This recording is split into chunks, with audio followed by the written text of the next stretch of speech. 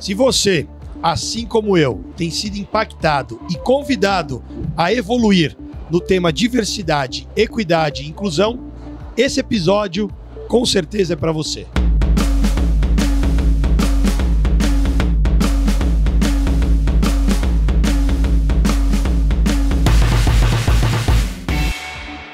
Você está no Respostas Humanas, o podcast da Associação Brasileira de Recursos Humanos, a BRH, produzido em conjunto com a Bravende. Esse podcast está sendo gravado, produzido no CONAR, no Congresso Nacional de Recursos Humanos, um dos maiores congressos de gestão de pessoas do mundo. E hoje nós vamos conversar sobre diversidade, equidade e inclusão. Mas antes de apresentar a nossa convidada, deixa eu dar um alô aqui para Eli Soares, minha companheira de jornada, né? Estamos aprendendo um montão. E chegamos ao 7º episódio já aprendemos muito e acreditamos que agora, com essa convidada especialista, que eu nem vou falar ainda, você que vai apresentar, eu tenho certeza que a gente vai sair daqui muito melhor. É isso aí, não é tão simples falar, ela já, só pelo tom de voz, pelo conteúdo e pelo sorriso, né? Tá sorrindo aqui na minha frente, você vai perceber quanta provocação e quanto insight ela vai poder gerar. Quem vai falar conosco é Mafuane Odara, é uma voz relevante sobre esse tema, tanto no setor público e privado, e foi eleita esse ano como uma das executivas da inovação pela Época Negócios, com um olhar de equidade e inclusão e que gera transformação. Então, seja muito bem-vinda, Mafuane, prazer ter você aqui com a gente. O prazer é meu, Carlos e Elis, e é uma honra. Olá para todas as pessoas que nos veem e nos ouvem. Para quem não me vê, eu sou uma mulher negra com cabelo cacheado até os ombros. Eu estou usando um macacão e estou usando um colar e uma pulseira dourados com símbolos africanos, com búzios, e que fica no pescoço. E também estou maquiada. Só para vocês saberem quem é que não está nos vendo. A gente já ia fazer essa descrição aqui, Mafuane, mas que bom que você já puxou esse assunto. Eu quero complementar uma coisa, porque ela está com uma sombra incrível e me lembra muito um pôr do sol maravilhoso. E eu, Eli, estou aqui em frente da Mafuane, sou uma mulher branca de estatura média, com os cabelos longos, cacheados, com luzes douradas. Estou vestindo uma camisa polo azul escura com o logotipo da Bravende, que é um pássaro. Nós estamos numa mesa retangular branca. Ao meu lado está Carlos Cruz, e aqui nesta sala, que tem mais ou menos 5 metros por 4, a gente também tem mais 2 pessoas da nossa equipe técnica, que é o Lucas e o Cadu, e a gente também está no final da nossa mesa com uma tela grande, passando aí uma vinheta falando do nome do nosso podcast aqui, que é Respostas Humanas. Carlos Cruz. Respostas Humanas. Eu sou um homem branco de estatura média alta, tenho 1,80, estou usando óculos pretos, cabelos pretos, estou com uma polo azul marinho, com uma ave aqui que representa a nossa logomarca.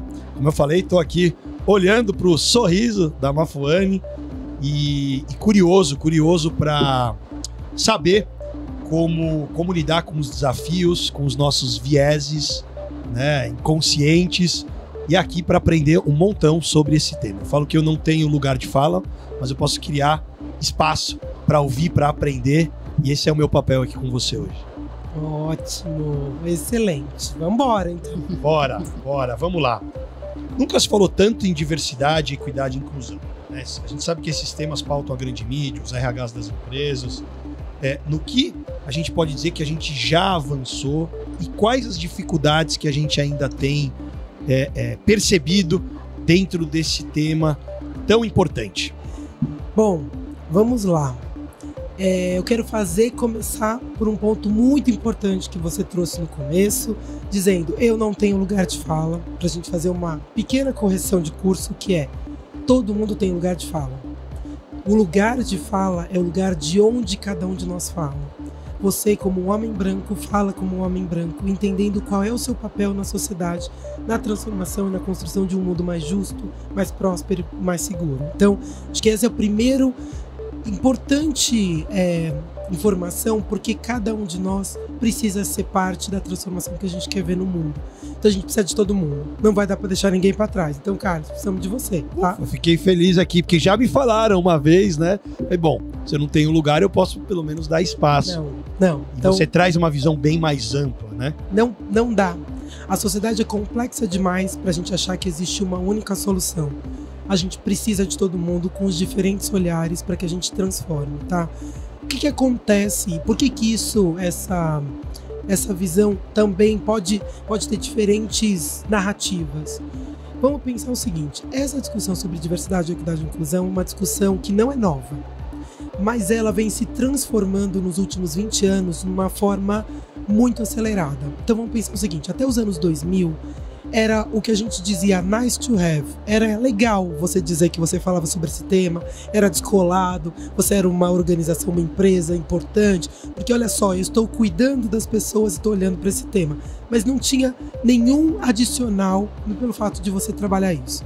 A partir dos anos 2000, isso passa a ser importante e compliance. Para você estar em cumprimento com as regras e com as regulamentações, você precisa olhar para isso. Por quê? Porque a gente começou a olhar para o número de mulheres, o número de negros, começou a ter que reportar isso para o Ministério Público, para entender onde é que essas pessoas estavam, entender do que as pessoas morriam.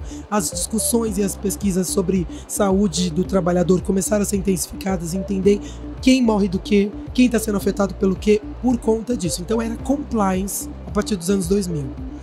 Na década de 2010, mais ou menos, passou a ser parte da forma como que a gente constrói a estratégia. A estratégia de negócio começou a fazer parte. Então, diversidade não era mais uma área, era parte da forma. Por quê? Para eu vender mais, eu preciso vender para mais gente, eu preciso entender mais as pessoas. Para eu ter essas pessoas, eu preciso entender o que eu preciso ter na minha empresa. Então, começou a ser parte da estratégia. E a partir dos anos 2015, passa a ser uma questão de risco. Não é mais parte da estratégia. Ou você olha para isso, ou a sua empresa, sua organização está fadada ao fracasso, porque ela não vai conseguir se sustentar no tempo. As transformações são muito rápidas. Pensa que se esse podcast tivesse sido feito 2 anos atrás, a conversa que eu estou fazendo aqui seria outra. Estou falando de 2 anos. Uma transformação cultural demorava de 10 a 15 anos. As transformações culturais nas empresas estão demorando de 3 a 5 anos para serem mudadas, porque o mundo está mudando. Então, a questão desse tema, ela passa a ser parte de um risco para a sustentabilidade, para a inovação, para o crescimento das empresas. E é por isso que a gente está aqui. Muito interessante. O Carlos tinha começado essa provocação aí para falar no que a gente então já avançou. Já avançamos nessa questão da forma como a gente encara o assunto. Antes eu era só legal por falar nisso, inovador, pioneiro, depois não. Agora, se você não está falando sobre isso, você está muitíssimo atrasado. Você está em débito com a sociedade. É mais do que sua obrigação falar disso e mostrar que você está fazendo algo por isso. Então, a gente já avançou em como a gente encara essa questão. Tem mais algum avanço importante? Olha, eu acho que tem avanços na forma e no lugar onde esse tema está colocado dentro das empresas, né? Então, era um lugar muito isolado, então você tinha os times que trabalhavam diversidade, equidade e inclusão, e hoje é parte das estratégias. E isso é um avanço. O segundo avanço é o avanço na compreensão sobre o tema. Diversidade é a qualidade da representação. Então, antes, as pessoas se limitavam em falar assim, na minha empresa tem diversidade, equidade e inclusão, eu tenho tantos por cento de negro, tantos por cento de mulher, tantos por cento. Hoje, as pessoas compreendem que isso é a ponta do iceberg. Você começa falando sobre qualidade de representação, mas é muito importante, tão importante quanto você falar sobre inclusão, que é a qualidade das relações. Então, como é que você traz essas pessoas? Não basta trazer. Como é que você cuida? Como é que você olha para a singularidade? Como é que você de verdade ajuda as pessoas a se desenvolver? Não dá para tratar todo mundo igual, porque se você trata todo mundo igual, você mantém ou aumenta as desigualdades. E você tem um terceiro elemento, que é o que a gente chama de equidade, que é a qualidade dos processos. Que é como que então eu mudo o jeito com que eu faço, com que eu avalio. Por exemplo, por que as mulheres... Dado mulheres, pessoas negras, pessoas de grupos subrepresentados são muito mais avaliadas pelo seu estilo do que pela sua performance. Você fala demais, você fala de menos, se posiciona demais, se posiciona de menos. E aí, na hora da avaliação, isso conta. Ai, mas sabe o que eu acho? Eu não vou promovê-la porque ela vai se sentir. Cansei de ouvir isso como líder de RH. O quanto as pessoas não avaliam pela qualidade das entregas. Ai, não vou promovê-la não porque ela só trabalhou 6 meses. O homem trabalhou 12, mas você está promovendo porque a pessoa trabalhou 12 meses, não pelas entregas que ela fez? O que ela fez nesses 6 meses? Como é que a gente avalia as pessoas? Então, por que a gente pergunta para as mulheres durante o processo de seleção? Você tem filhos pequenos? Você quer engravidar? Com quem você vai deixar os seus filhos? Se ela vai ser uma engenheira? Se ela vai ser uma psicóloga? Você está avaliando o quê? O que é essa pergunta? Mas é só uma pergunta. Não, não é só uma pergunta. É uma pergunta que desencadeia uma série de pensamentos e vieses, como você bem colocou no começo, que é, jovem. Por que você pergunta a idade? Por que você pergunta onde essa pessoa mora?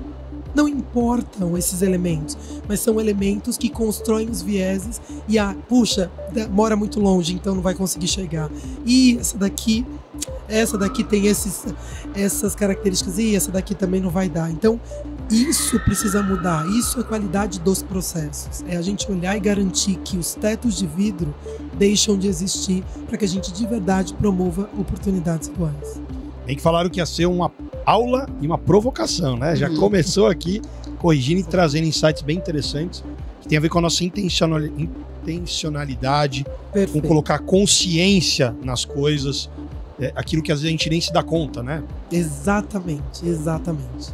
E até nessa provocação, lá, inicialmente a gente fez uma breve apresentação sua, sem colocar todos os detalhes profissionais, e a gente não perguntou uma coisa importante para ela, que é quem é a Mafone como pessoa e o que não está no seu LinkedIn. Nossa, adorei, Elis. Adoro isso, porque acho que tem uma reflexão super importante, que é nós somos mais do que os nossos crachás, né? A Mafone é uma ativista, uma idealista. Eu digo que o meu propósito, que eu descobri quando eu tinha 10 anos de idade, é colocar a esperança em movimento.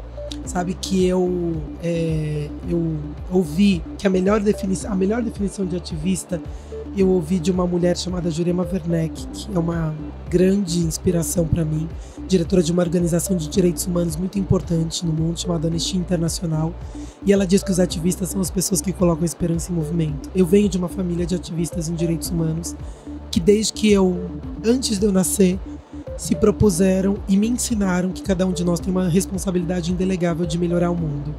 Então eles, quando eu tinha 2 anos, foram morar num país em guerra. E aí eu tinha 2, meu irmão tinha 7 meses, nós passamos 4 anos no meio da guerra, que era a forma dos meus pais pensarem a transformação e ajudarem na contribuição do mundo. Eu volto e eu me torno uma ativista muito voltada para as causas que são as causas do meu coração, que tornam de verdade o mundo melhor, que é lidar com a violência contra as mulheres, que é construir um mundo que seja de fato mais seguro emocionalmente.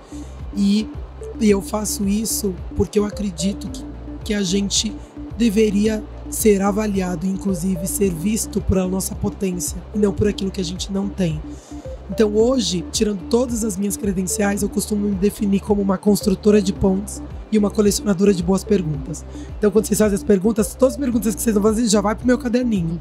Porque eu acho que realmente o que move o mundo são as perguntas e não as respostas. Exato. O mundo precisa de menos certezas e de mais possibilidades. E são as possibilidades que fazem com que a gente avance e se desenvolva. E se desafie, como o Carlos colocou, né? E quais perguntas você deixaria para quem está nos escutando e nos vendo? Ai, Carlos, vai pro caderninho essa pergunta. Vamos lá. Olha... Enquanto você pensa aí, são perguntas que vão nos ajudar a olhar um pouco mais para esse tema e refletir sobre coisas do nosso dia a dia, né? Perguntas... Eu gosto sempre de trazer a visão do Albert Einstein, que ele falava que tem perguntas que são tão boas que não valem ser respondidas rapidamente. Tanto que eu gostei muito do que você falou aqui. Você falou colocar esperança em movimento, né? Responsabilidade indelegável de ajudar o mundo. Você trouxe coisas que bem fortes, né? Então traz as perguntas aí pra gente. Olha, Pensando que a gente está aqui na BRH, eu acho que tem uma pergunta muito importante que a gente precisa fazer, que é: qual é o lugar que o trabalho ocupa na sua vida? A gente vive muito tempo da nossa vida no trabalho. Então, quando a gente pensa a transformação do mundo do trabalho, ele tem exigido cada vez mais que a gente traga aquilo que a gente acredita para o nosso espaço de trabalho. Quem você está sendo no seu mundo do trabalho? Quanto autêntica você consegue ser no seu espaço de trabalho? Qual é a melhor contribuição que você pode dar quando você está no seu trabalho? Por quê? Essas perguntas ajudam a gente a voltar para a nossa essência. O que a gente realmente pode trazer para o mundo é aquilo que a gente tem de melhor. E muitas vezes a gente acha que não é isso. Uma vez eu estava com um grupo de jovens, adolescentes, 12, 13, e elas me perguntaram: o que eu tenho que estudar para ser o que você é? E aí, a resposta hoje, que talvez há 3, 5 anos atrás a gente não poderia dar, é: faça aquilo que vai te deixar feliz. Porque o fato de eu ser psicóloga não quer dizer que eu necessariamente serei uma clínica, eu vou atender as pessoas. Eu vou usar a psicologia como a minha lente para o mundo. Então, o exercício da escolha da sua profissão não é sobre o que você vai fazer, é sobre como você quer ler o mundo. E você só pode ler o mundo naquilo que é a sua melhor versão. Então, acho que o trabalho também é parte disso. Acho que essa é uma pergunta importante. A outra é: qual é o legado que você quer deixar para as relações que você estabelece? Eu acredito, Mafuane, que a próxima revolução que a gente vai viver é a revolução das relações. E é por isso que eu acho tão importante o que a gente está fazendo aqui no CONAR. Porque a gente precisa entender que o mundo é sobre, para e com as pessoas. Não importa o que a gente vai construir. Não importa, e eu que sou da área de tecnologia, não importa a tecnologia que a gente construa, é sempre sobre, com e para as pessoas. Então, eu acho que quando você consegue pensar qual é o legado, isso também te ajuda não só nas suas relações de trabalho, mas nisso aqui. Eu sempre me proponho a sair melhor do que eu encontrei de qualquer relação, que seja no elevador, de pensar: será que eu consigo fazer uma pergunta aqui não sobre o tempo para a pessoa que está do meu lado no elevador? Tá frio hoje, né? Tá frio hoje. Tá será que eu consigo trazer e sair dessa relação de um jeito melhor do que eu entrei? Qualquer relação que seja, de 1 minuto, 30 segundos, 3 horas, uma vida, né? Que é as pessoas que a gente escolhe na nossa vida. E eu acho que essas são perguntas que te ajudam a encontrar sentido nas relações que você estabelece, porque eu acho que é isso. A relação, para mim, ela é muito importante, mas também que te ajuda a lidar com as situações difíceis da nossa vida.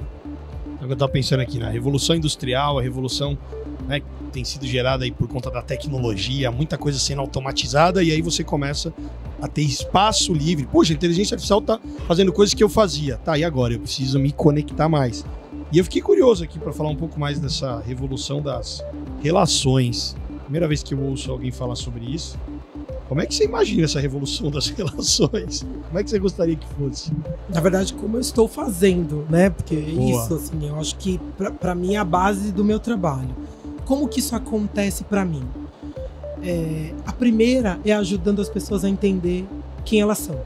E aquilo que é o mais importante. A gente passa muito tempo da nossa vida, Carlos, fazendo o que as outras pessoas acham que a gente precisa fazer. E muito pouco tempo. E hoje, eu como psicólogo, eu fico super feliz. Gente, eu sou uma contadora de história. Sabe os repentistas com as... Você fala uma palavra, ele canta uma música? Eu sou assim com palavras e histórias. Eu falo uma história, eu falo uma palavra, me vem uma história. Vou contar a última história aqui pra vocês. É o seguinte, eu tava no Uber e eu adoro conversar com os Ubers, né? E eu vi que ele tava angustiado com alguma coisa. Aí eu falei assim: moço, o que aconteceu com você? Tem alguma coisa? Você tá bem? Ele falou: não, moça, não tô bem. A minha esposa deu de engravidar. Aí eu falei: justo comigo ele falou isso. Ele falou: jura? Não acredito que ela deu de engravidar. Sério, você não tava lá, né? Como que foi? Foi pela orelha? Só me conta como é que foi essa história. Aí ele deu risada. Ele falou assim: não, eu tava lá. Mas assim, moça, eu não tô conseguindo lidar. Eu não tô pronto pra ser pai. Mas assim, eu tô trabalhando com a minha psicóloga, ela tá me ajudando, essa discussão sobre masculinidade, e eu tô achando isso ótimo. E eu falei, gente, há muito pouco tempo atrás, você acha que um Uber ia me contar que ele tá fazendo terapia, que ele tá pensando no seu processo de desenvolvimento? E isso é mudança de como as pessoas estão se vendo, se cuidando. Saúde mental não é uma coisa legal de se ter. Hoje, saúde mental é parte da estratégia das empresas. Olhar para si, olhar para as relações que a gente estabelece, o senso de pertencimento. Todas essas mudanças que estão sendo feitas, e não é para, vamos então vestir a camisa, porque a gente precisa que as... Não é sobre isso. É sobre você ver um sentido naquilo que você faz. É sobre a empresa te ajudar a ser uma pessoa melhor. É sobre essa compreensão de que você tem que saber quais são os limites. A autonomia é um elemento muito importante. Isso é mudança nas relações. Não é sobre a revolução. Você falou da Revolução Industrial. Gente, na Revolução Industrial, as pessoas trocavam sua mão de obra por dinheiro. Era isso. Não tinha departamento de gente, gestão de gente. Era recurso, era departamento pessoal, contratava e demitia gente. That's it. O que aconteceu hoje é que agora as pessoas não querem só dinheiro, elas querem ser felizes, elas querem ter equilíbrio entre a sua vida pessoal e a sua vida profissional, e elas querem ter propósito. Com isso, as pessoas querem também ter voz ativa dentro da empresa. Não é só sobre o que a empresa pode dar por você, é o que você quer dar para a empresa também. É uma relação mais igualitária. Não é o poder, não está mais estabelecido em manda quem pode, obedece quem tem juízo. Ele está estabelecido sobre a sua relação de influência. Como que você, sendo quem você influencia que os seus pares possam trabalhar melhor com você. Colaboração. Isso é a revolução das relações. É você mudar o processo hierárquico. É você entender que uma criança de 3 anos de idade, ela tem tanto poder do que uma pessoa que é CEO nas empresas. É você mudar essa, não, porque as crianças, elas são o futuro. Futuro para quem? Elas são o presente. Quanto a gente tem a nossa capacidade de ouvir o que as diferentes vozes estão dizendo? Qual é a nossa capacidade de aprender inovação? Eu aprendo todo dia com os meus filhos. Tenho uma filha de 6, que era terrorista, e um de 9, maravilhoso, sensível, menino. Essa mudança sobre as relações que a gente estabelece. É isso. Eu preciso trazer o assunto maternidade aqui pra você. Você já citou em alguns momentos, você citou aí na questão da seleção, da pergunta que se faz. Você tem filhos, o que você vai fazer com seus filhos? Você citou agora a criança de 3 anos que tem o poder aí sobre o CEO, inclusive, na minha opinião, porque se ela ficar doente, ela vai impactar demais esse CEO que não vai conseguir trabalhar no outro dia, né? Esse CEO ou essa CEO. E aí, nisso, eu quero puxar pelo sentido assim, Brasil e mundo já caiu demais a taxa de natalidade. A gente já não tá mais nem no 2, né? Já tá 1,7 por aí, ou seja, a gente não tá nem repondo mais a população. As mulheres estão no mercado de trabalho e tem o assunto maternidade. Quanto a gente já está resolvido com isso? Quanto a gente já está com equidade nesse assunto, para as oportunidades para as mulheres? E o que, assim, de prático a gente precisa fazer? Elis, a gente pode a cara dela já disse tudo. A gente pode ficar aqui mais 3 horas, Exato. Porque esse é um tema do meu coração, assim. Vamos lá, sendo muito objetiva na minha resposta. A gente está muito longe, mas muito longe dessa conversa estar resolvida. A grande maioria das empresas ainda está refletindo sobre ter ou não ter mulheres por conta da licença maternidade. Assim, é muito desesperador eu me ver... Por que esse tema para mim é importante? Primeiro porque eu sou mãe, depois que eu me tornei mãe, esse tema virou um tema muito importante. Eu sou parte dos 6% de mulheres mães brasileiras que têm a oportunidade de viver plenamente a sua vida pessoal, a sua vida profissional. Então eu tô falando que é um problema para 94% das mães. É um problema porque a gente ainda fala sobre maternidade como se isso fosse uma relação só das mulheres e não como se fosse uma relação de parentalidade. Então, Carlos, os homens nem entram nessa conversa. Toda vez que eu pergunto, e aí, quem tá grávida? Primeiro que as pessoas falam, grávido não existe, né, Mafone? Só existe grávida. Não, gravidez não é carregar a criança. Gravidez é o processo. Eu carrego, mas o processo é meu e do meu marido. Então, se você tem a sua esposa grávida, você também está. E aí vem aquela lógica, não, porque ela tá grávida, eu não vou poder fazer nada nos 2 primeiros anos. Oi? A única coisa que a mulher faz é amamentar. O resto das coisas, todas o homem pode fazer. Então ainda estamos distantes de uma discussão sobre parentalidade, que é uma reflexão sobre... Por isso que eu disse que seu lugar de fala é importante. Porque senão é muito fácil a gente se excluir e falar: não sou mulher, essa discussão não é sobre mim. Essa discussão é sobre as relações, sobre o quão importante é para as mulheres todas. E sim, sempre que eu pergunto, mulheres e homens, se tornar pai e mãe melhorou em quais dimensões e habilidades do seu mundo do trabalho? Todas. Como assim eu não estou trabalhando quando eu estou de licença maternidade? Eu estou desenvolvendo as minhas habilidades socioemocionais, eu estou melhorando a qualidade do meu tempo, gerenciamento de conflito. Tudo isso é discutido nesse momento. Resiliência, tudo isso. Por que a gente olha? Produtividade. Por que a gente olha desse jeito? Porque as narrativas foram feitas para não funcionar. Para as mulheres, para pessoas negras. Então, essa conversa, ela tá muito atrasada. Muito atrasada. O que eu vejo de avanço nisso? Tem algumas empresas que conseguiram fazer com que essa conversa entre numa discussão sobre condição. Então é o seguinte, você não... Primeiro, se você para de perguntar para as mulheres, você vai contratar mais mulheres grávidas. Quando essas mulheres entram, qual é a condição necessária para ela trabalhar? Se ela tá de 38 semanas, ela vai sair daqui 2, daqui 6 meses ela volta. Isso é uma condição. Você cria qualidade do processo. Não importa. Você é uma pessoa com deficiência, tetraplégico, você entrou na empresa, quais são as condições necessárias para você trabalhar? Você é uma pessoa com baixa visão, quais são as condições? Assim, é condição. Não é um problema, não é uma característica que vai te impedir de fazer, não, é uma condição. Isso é uma mudança de processo, entende? Então, quando a gente avança na conversa sobre maternidade, a gente não está conversando sobre as mulheres, a gente está falando sobre direito das crianças. Uma das coisas que eu fiz e que eu me orgulho muito, e eu fiz por princípio e por princípio político mesmo. Até os 3 anos, as pessoas mais importantes nas vidas das crianças são seus pais. Então, o que eu e o meu marido tomamos a decisão? A gente seria essa pessoa presente na vida. Então, o que eu comecei a fazer? Levar os meus filhos para o espaço de trabalho. Mafone, mas como assim? Sim, eu levei os meus filhos para absolutamente todos os espaços de trabalho, para gerar constrangimento. Eu estava muito tranquila. Mafone, mas o que você fazia? Porque não dá para eu fazer isso. Eu levava, inclusive, nas minhas reuniões com o presidente da República. Eu fazia parte do Conselhão, que foi o conselho criado pelo Lula na primeira gestão, que agora voltou a estar em vigor. Eu fazia parte do Conselhão, que é o conselho mais perto do presidente da República. Os meus filhos participavam das reuniões com o presidente da República. Quantas pessoas faziam isso? Só eu. Mas não era sobre fazer, é sobre permitir. Quando eu fazia isso, eu dava permissão para que outras pessoas fizessem o mesmo. Olha o que aconteceu. Fui lá na reunião do Conselhão, Palácio do Planalto. Aí uma amiga falou assim: Mafone, você já foi no banheiro? Aí eu falei: não fui. Aí ela falou assim: eu fiz um vídeo, tá? Inclusive no meu Instagram, vocês podem olhar, o vídeo tá lá. Gente, tô aqui no banheiro, não é que eu sou Luca não, mas eu quero mostrar um negócio aqui pra vocês. Eu já vim aqui no Palácio do Planalto várias vezes e eu nunca vi isso aqui no banheiro. O que era isso aqui? Um trocador. Claro.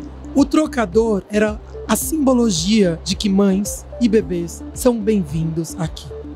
Aliás, qual é o seu Instagram, quem quiser? Mafone, @Mafoane, Mafoane. Isso é isso, assim, é sobre que lugar você decide ocupar na transformação. E eu decidi segurar a porta para que outras mães possam entrar. E você fez isso também em empresa privada? Fiz. Como é que foi? Eu fiz isso em empresa privada. Exatamente isso. E aí... Já te conto. Conta aí. O que acontece? Quando você leva para a empresa, você tem várias condições. Então, ou você tem creches, ou você cria esse processo para fazer o constrangimento e falar assim: bom, eu tenho um filho pequeno, eu amamento, então vai vir comigo.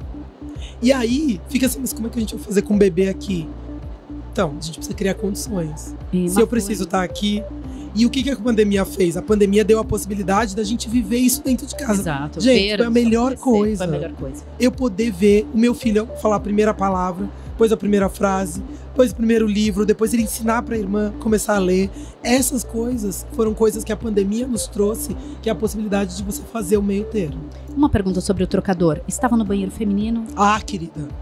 Mas aí você tá falando do Palácio do Planalto. Tudo bem, mas foi colocado. Você quer demais. Você quer demais. Mas eu acho que esse seria o... Gente, faz só 7 anos que existe banheiro feminino no plenário do Senado brasileiro. 7. Tinha. Piorou muito. A casa tem 57 anos. Não tinha. Há 7 anos existe banheiro feminino. É esse nível de simbologia que a gente tá falando. Uhum. Assim, mulheres não são bem-vindas. Ai, as mulheres não querem entrar na política. Será? Não são bem-vindas, não são recebidas. Então, assim, é muito fácil você dizer que é um problema da pessoa. Por isso que eu disse, tem uma dimensão do indivíduo, mas tem uma dimensão organizacional, que é você criar uma estrutura, uma atmosfera para as pessoas poderem ser autênticas, serem reconhecidas como elas são. Isso é diversidade. Diversidade não é falar sobre pessoas, ai, quantas pessoas, porcentagem. É falar sobre como eu faço para essas pessoas serem quem elas são. E tem pessoas que estão mais... Mas conta a sua história agora. Vou eu aqui entrevistar a história de como foi. Eu vou usar 30 segundos apenas. Eu tive uma gestação, voltando ao CLT. Eu sempre fiquei um bom tempo como pessoa jurídica, voltei ao CLT. Por ironia do destino, 6 meses depois eu estava grávida. Eu saí de licença maternidade, dá só 4 meses. Eu emendei a licença maternidade, porque daí eu recebi uma criança adotiva. Meu bebê estava com 2 a 3 meses, eu recebi uma criança adotiva nesse período ainda de licença. Então eu emendei licença maternidade, eu voltei 8 meses depois. Imagina isso para a empresa. Claro que não preciso de dizer que quando eu voltei eu não tinha mesa e nem telefone para poder fazer os meus trabalhos. Não fui recebida, não tinha lugar na empresa. Passei pouco tempo na empresa, saí, voltei para o PJ, logo em seguida veio a pandemia. Eu estava atendendo um cliente no meio da pandemia, um outro precisou de mim e ligou, falou, olha, nós estamos todos em home office, eu preciso de alguém que troque o pneu com o carro andando. Eu falei, tá bom, só que tem uma situação. Eu tenho um bebê pequeno, eu atendo um outro cliente, eu tô com 3 crianças em casa devido à pandemia e eu estou grávida. Falei, vocês vão querer que eu trabalhe? Só um minutinho. Ligou pro sócio, explicou a situação. Sim, nós queremos. Então daí eu arrumei um emprego grávida. Passei esse período de 6 meses, que era a minha condição, eu já estava de 3 meses. Saí de licença maternidade quando eu estava com 40 dias. Um outro cliente me chamou pedindo que era um cliente que eu estava atendendo via essa agência, pedindo que eu fosse trabalhar com eles. Eu falei, viu, agora eu tenho 4 crianças e essa 4ª criança está com 40 dias. Você acha mesmo que eu tenho condições? Não, Melissa, a gente sabe que você vai conseguir. Então, eu levava o meu bebê nas reuniões, ainda em pandemia, e trocava o Davi, né, que agora está com 2 anos, na mesa de reunião. Então, assim, você foi menos profissional por causa disso? Nem um pouco. E 2 polos completamente diferentes. Um, numa situação de voltar em licença maternidade, ser completamente humilhada, e o outro, ser contratada grávida e depois praticamente aí no puerpério, né, 40 dias. Qualidade de processo. Vocês sabem o que vocês estão falando aí, eu tô aqui emocionado pensando, né, nas histórias, enfim. Tô realmente tocado, né, porque você trouxe várias provocações. O tempo passou rápido, vou querer te escutar de novo em um outro episódio, mas eu queria pedir, se você pudesse, compartilhar algumas dicas para quem ainda não tá muito evoluído e do ponto de vista de não ter muita consciência. Porque, por exemplo, eu fico tocado. Quando você começa a trazer algumas coisas, eu começo a olhar e falo, puxa, isso daqui eu tenho que dar mais atenção, puxa, isso daqui eu evoluí. O que você poderia deixar de recado para quem ainda não tem esse olhar tão expandido? Olha, primeiro, tá tudo bem você não ter esse olhar. Tá tudo bem que você vai errar. E é muito importante que você aprenda com os erros, porque eu acho que o grande problema desse processo é que tem muito medo envolvido. Medo de se tornar irrelevante, medo de como falar, medo de como agir, e a gente não faz as conversas difíceis. Então, o que eu tenho dito muito tá na hora da gente ficar confortável de fazer conversas desconfortáveis. É o desconforto que leva a gente para um lugar melhor. Então, fazer essa provocação que você tá, que é a minha especialidade. É por isso que eu faço o que eu faço, porque eu sei que eu sou boa nisso. É tirar as pessoas da sua zona de conforto. Porque aí você podia sair daqui, você é um homem branco, você é aquilo que é a materialização daquilo que é o maior privilégio que a gente tem na sociedade brasileira. Fala assim, eu tô bem no meu lugar, obrigado, mas eu quero fazer isso melhor, e eu quero fazer melhor não por mim, porque é muito importante fazer parte desse lugar que seja bom para todo mundo. Então, acho que esse é o primeiro. O segundo é saber que a gente também tem os nossos medos, e se conhecer ajuda. Então, cada um vai percorrer uma jornada. Tem gente que tá no -5 vai chegar no 0, tem gente que tá no 2 vai chegar no 5, tem gente que tá no 9 vai chegar no 10. Nenhum lugar é menos... É o momento. É isso. Todo mundo vai chegar lá com mais ou menos velocidade. Como a gente tem um mundo se transformando, as empresas que são mais jovens, elas fazem isso com mais rapidez. As empresas centenárias estão tendo outros desafios porque elas chegaram onde elas chegaram. Mas foi sempre assim, deu certo até agora. Pois é, não vai dar mais. Como que a gente faz para cuidar também das pessoas e elas não ficarem no caminho? Então, tem cuidados diferentes que precisam acontecer. Por isso que eu digo que é a revolução das relações. Não se trata de eu estar aqui julgando e falar, ai, olha só, olha aqui que a gente... Ai, tá vendo? Que horrível isso que você fez. Não é sobre julgamento. É sobre a gente começar a aprender. Eu gosto dessa frase do Marshall Rosenberg, que ele diz... a maior parte... Só por que eu vou contar essa frase? Só para fazer um parênteses. Quando a gente fala sobre inclusão no mundo moderno, a BEM fez uma pesquisa super interessante que levantou os fatores de inclusão dentro das empresas.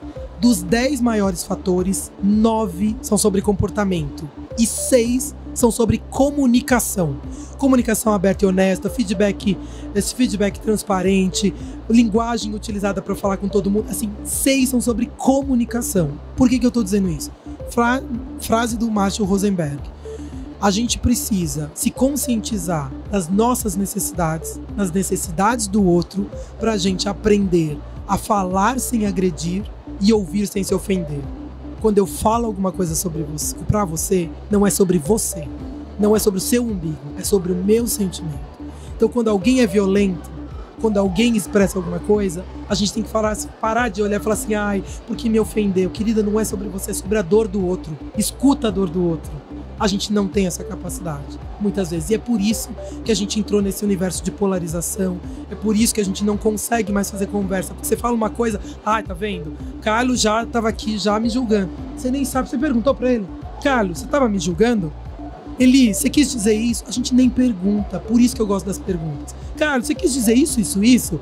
Normalmente você vai dizer, não, eu quis dizer aquilo, outro. Ah, beleza. Então agora a gente tá na mesma página. Mas não, você disse isso? É isso aí mesmo, pra sempre. A pessoa falou isso há 10 anos atrás, ela não consegue evoluir, entende? Então, tá na hora da gente começar a se comunicar melhor. Então, presta atenção na sua comunicação, presta atenção nas perguntas que você faz. A pergunta que pode parecer inocente pra você é muito violenta pra outra pessoa. Até nessa questão da comunicação, eu sempre digo que quem se comunica bem é mais feliz. Porque eu pergunto pro outro, entendo realmente o que é e pronto, deixou de ser um problema. E sobre o que você falou anteriormente, é assim, não é que a gente vai parar a corrida.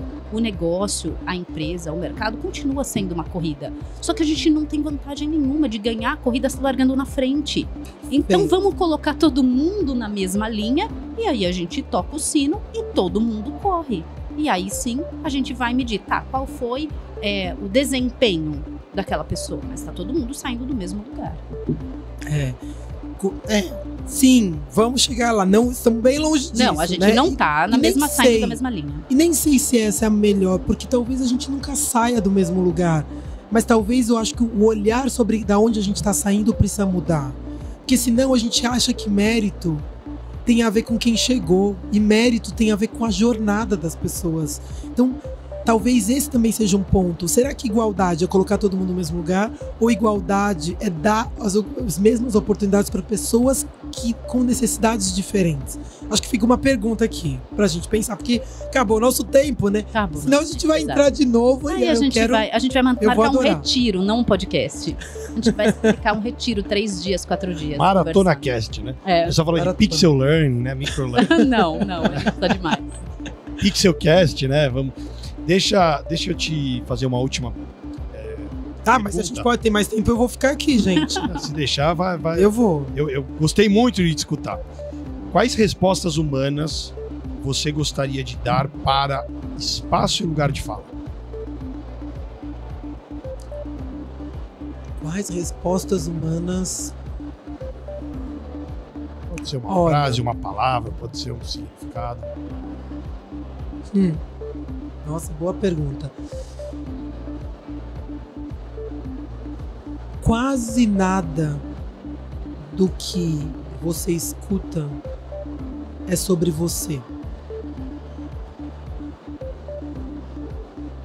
É muito importante que a gente entenda qual é o lugar que a gente ocupa para a gente pensar a transformação desse lugar. A minha definição de empatia, eu aprendi com meu filho. É a última história, porque tá acabando o podcast, porque vocês sabem, fala uma palavra, vem uma história. Quando eu tenho que ensinar pro meu filho, ele tem 9 anos hoje, mas ele tem o tamanho de uma criança de 14 ou de 1. Ele é muito alto, que eu sou alto, meu marido é alto. Quando eu preciso ensinar pro meu filho que ele não pode bater uma criança menor ou na irmã, não adianta eu dizer pra ele, não bata nela porque ela é pequena. Por que não adianta? Porque ele não sabe o que é ser pequeno. Então eu preciso dizer pra ele, você é forte, você é alto, a sua força machuca a sua irmã, você não pode bater nela. Eu coloco nele a responsabilidade de ser grande e não nela a culpa de ser pequena. O que a gente faz com a história da empatia? Eu sei o que você está sentindo. Não, você não sabe. Por mais que você tenha vivido a mesma dor, você não sabe o que a outra pessoa está sentindo porque você não tem os mesmos recursos que a outra pessoa tem. Então, quando você está num processo para falar sobre lugar de fala, reconheça o seu lugar de fala e transforme desse lugar. Se você é um homem branco, entenda o que é ser um homem branco na sociedade. Não é uma questão de culpa ou não culpa. Eu pergunto às vezes para as pessoas, tem problema ser homem? Tem problema ser branco? As pessoas falam, bom, ela tá perguntando, deve ter, né? Não, gente, não tem problema. É só você saber que lugar você ocupa e como desse lugar você pode transformar o mundo.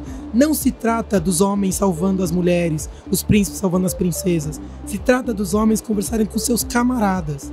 Não se trata dos brancos dizerem o que os negros precisam fazer ou o que eles têm que transformar. Se trata deles entenderem que lugar e o que significa ser branco numa sociedade como a nossa. Não é culpa, é responsabilidade. Então o que eu digo para as pessoas é, privilégio não é uma decisão, eu quero ou não quero ter. Você tem. O problema não é ter privilégio, o problema é o que você faz com ele. Então, o oposto de privilégio é responsabilidade. Se responsabilize pelo seu lugar. Eu, como uma liderança, tenho uma responsabilidade no mundo, que é tornar o mundo melhor e entender como é que eu seguro a porta para outras pessoas entrarem. Cada um de nós tem que fazer isso. Então, o lugar de fala é assumir a sua responsabilidade, entender como você pode transformar e melhorar o mundo para você e para outras pessoas, e entender que não é sobre você. Porque isso vai te ajudar a ser mais leve e a fazer a transformação sem ter os problemas e todas as divagações que a gente tem no meio desse caminho. Sobre o assunto, cara. E sabe que nosso podcast era de 30 minutos, acho que passou de 40, hein? Meu Deus! Eu queria ouvir mais, escutar mais. Escutar mais, né? Bom, mas vamos lá. Obrigado, foi muito bom te escutar, refletir sobre uma série de coisas e ficar mais tranquilo, que eu também tenho lugar de fala, né? Boa! Depende do olhar que você tem. E é isso aí, vamos finalizar, né, Elis? Mais um episódio. Vamos finalizar e convidá-la para o próximo, também. né? Para um café, pode ser também. Com certeza. Obrigada pela generosidade. Foi uma delícia estar aqui com vocês. E espero que a gente, sim, tenha mais pessoas e todas as pessoas envolvidas na construção de um mundo mais humano. A gente vai ser melhor se a gente entender isso. É isso aí. Bora ser melhor, um grande abraço e até o próximo episódio. Valeu!